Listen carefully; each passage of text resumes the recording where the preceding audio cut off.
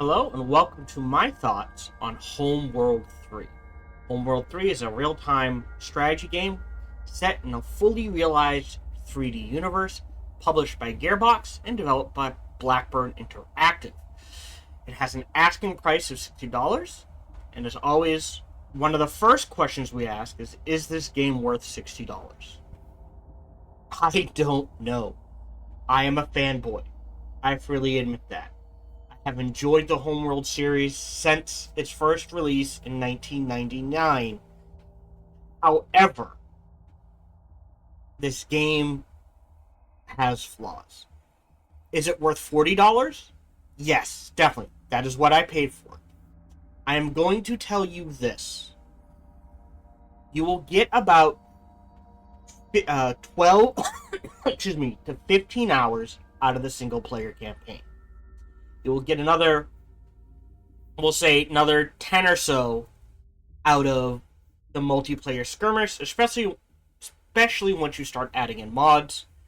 And you'll probably get another 10 to 12 out of the War Games mode, which is a new mode added in this, in Homeworld 3.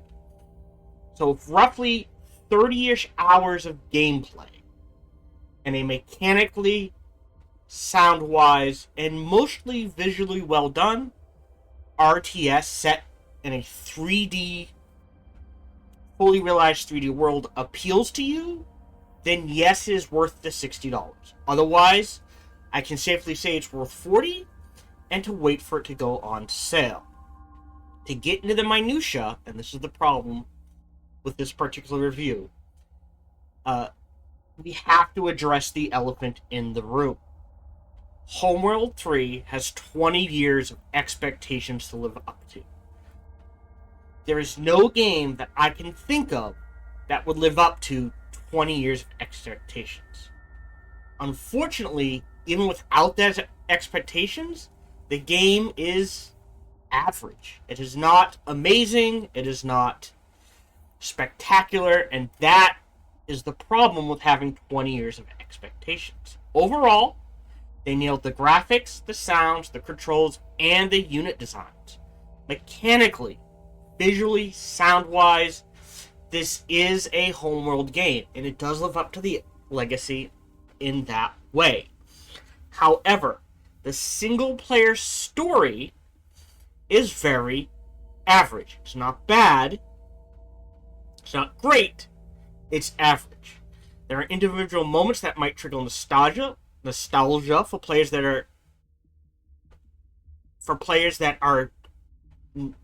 have been following the series, but otherwise it's a lot of tropes. Everything's been done for.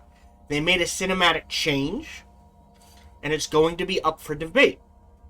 While these cinematics are well done for an indie AA studio, and they do allow for much more emotive scenes than the animatic / motion comics they'd used before, those motion comics and animatics are now iconic to the series.